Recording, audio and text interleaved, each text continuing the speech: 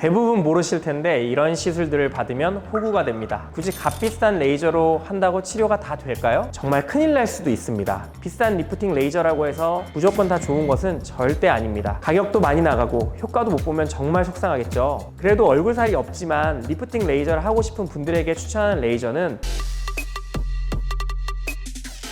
안녕하세요. 닥터 데우스 오동현 원장입니다. 대부분 모르실 텐데 이런 시술들을 받으면 호구가 됩니다. 이제 말씀드릴 세 가지 시술은 받지 않거나 주의하시길 바랍니다. 첫 번째는 여드름입니다. 여드름 때문에 병원에서 치료받는 분들 참 많으시죠? 그런데 아무리 열심히 치료해도 치료가 되는 건지 많은 건지 별로 차도가 없어 보이는 경우가 많고요. 또 치료할 때는 뭐 잠깐 좋아지는 듯 하다가 금방 또 안 좋아지고, 도대체 왜 열심히 여드름 치료를 하는데도 좋아지지가 않는 걸까요? 사실 여드름은 심한 정도, 즉 중증도에 따라서 단계별로 치료를 해요. 예를 들면 약물로 치료하거나 레이저로 치료하는 경우가 있습니다. 여드름은 약물로도 충분히 치료되는 경우가 굉장히 많아요. 약물로도 치료가 가능한데 굳이 값비싼 레이저로 한다고 치료가 다 될까요? 우선 여드름의 원인이 무엇인지 정확한 진단을 내리고 그것에 맞는 치료가 들어가야 하기 때문에 내 여드름이 어느 정도의 단계인지부터 아는 것이 중요하고, 약물 말고 레이저로 치료를 해야 하는지, 그리고 레이저를 치료했을 때 얼마나 효과를 볼 수 있는지 사전에 알아보는 것이 중요합니다. 여드름을 먹는 약으로 치료하는 경우에 대해서 간단히 말씀드리겠습니다. 대표적으로 두 가지 먹는 약이 있습니다. 여드름의 상태에 따라 복용하는 약도 다릅니다. 첫 번째는 여드름이 생긴 원인이 여드름균의 번식과 이로 인한 염증의 발생일 때 항생제 계열의 약을 쓰게 됩니다. 여드름 항생제 중에서도 테트라사이클린 계열 항생제가 주로 쓰입니다. 그 중에서 독시사이클린과 미노사이클린이라는 약이 가장 많이 사용됩니다. 이는 여드름의 균인 피아크네를 죽이고 염증을 가라앉히는 기능을 합니다. 두 번째는 이소트레티노인이라는 비타민 A 유도체입니다. 피지 생성을 억제시키면서 각질의 생성 또한 줄여주는 작용을 합니다. 여드름 치료에는 약뿐만 아니라 압출, 염증 주사, 스케일링 등이 있습니다. 그리고 당연히 피부과에 가면 비싼 레이저를 추천하는 경우도 많겠죠. 몇십만 원에서 몇백만 원이 들 수도 있는 비용적인 부담과 많은 돈을 들였는데 치료 효과가 없을 수도 있습니다. 그래서 무조건 여드름 레이저 치료를 해야 한다는 병원은 한 번 정도는 의심해 볼 만합니다. 현재 가지고 있는 여드름의 상태에 따라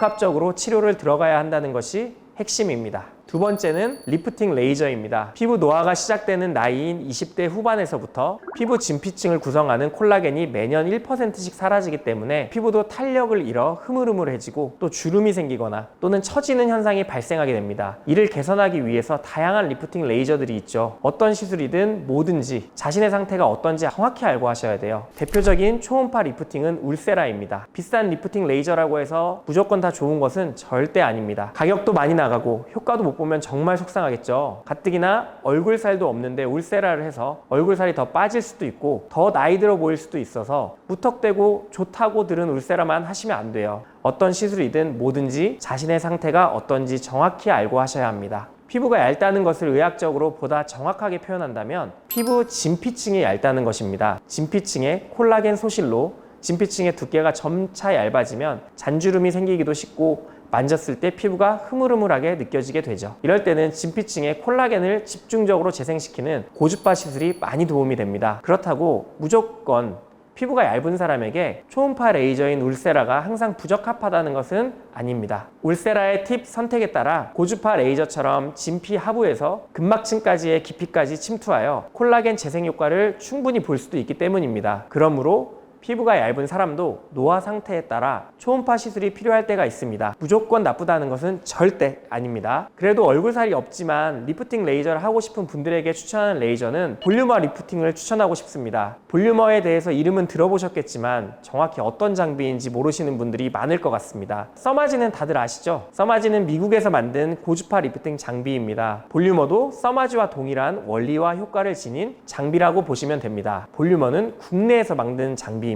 그래서 볼륨어는 국산 써마지다 라고 생각하시면 이해가 빠르실 거예요. 볼륨어는 고주파를 이용한 장비이며 열 에너지를 얼굴, 피부 진피층까지 도달시켜 줍니다. 그 도달된 열로 콜라겐 변성과 수축, 응고 반응이 일어나게 됩니다. 이 과정에서 자연적으로 회복 반응이 일어나고 재생 과정을 통해 콜라겐과 탄력 섬유인 엘라스틴이 새로 재생이 되는 겁니다. 이렇게 피부 조직이 리모델링이 되면서 자연스럽게 피부 탄력도 개선이 되고 건강하고 탄탄한 진피층을 만들어주게 되는 겁니다. 그래서 볼륨화 효과 중 가장 큰 효과는 진피층의 재생으로 피부가 쫀쫀해지고 타이트닝 되는 거라고 보시면 됩니다. 한마디로 피부가 탄력 있어지고 탄탄해진다는 점, 울퉁불퉁한 라인도 어느 정도 개선, 그리고 피부톤과 잔주름 개선도 됩니다. 그리고 써마지와 볼륨어의 차이점을 간단히 말씀드리면, 써마지는 당연히 효과 좋기로 유명하지만 동시에 통증으로도 꽤나 유명합니다. 저 같은 경우도 써마지를 300분 이상 시술해 보았습니다. 열 에너지가 강하게 전달되기 때문에 통증이나 화상의 위험도 충분히 고려를 해야 합니다. 국산 써마지로 나온 이 볼륨어는 통증과 화상의 위험, 이 두 가지 단점을 커버할 수 있는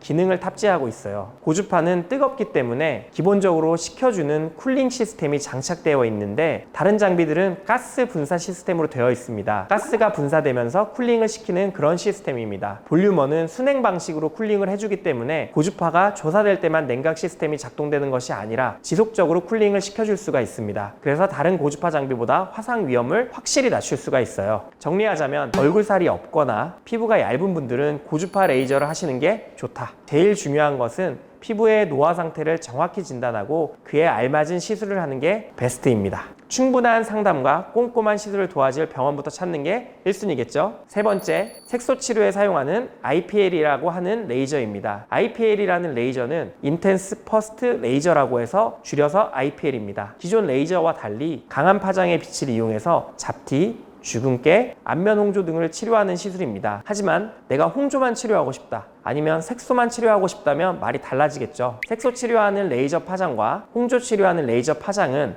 각각 다릅니다. 나머지 피부 재생에 도움을 주는 파장도 다를 수 있습니다. 한번 딱 받았는데 아주 좋아진 느낌이 날 수는 있지만 결국 부작용도 많을 가능성이 있는 레이저입니다. 쓸데없는 자극을 주는 것은 당연히 안 좋겠죠. 기미가 있는 분들이 IPL을 받고 싶어 하면 정말 큰일 날 수도 있습니다. IPL 시술 전에 정확한 색소의 진단을 받지 않고 시술을 한다면 눈 밑에 숨어있던 기미가 확 올라오는 경우가 있습니다. 어떤 경우에는 나이키 모양으로 기미가 올라올 수 있습니다. 또한 IPL 시술 팁이 직사각형 모양으로 되어 있거든요. 기미가 없더라도 시술 강도 조절이 잘못되었을 때 타이거 마스크라고 하는 전형적인 부작용이 있습니다. 피부과에서 IPL을 권유받았을 때 다시 한번 주의 깊게 생각해 보셔야 합니다.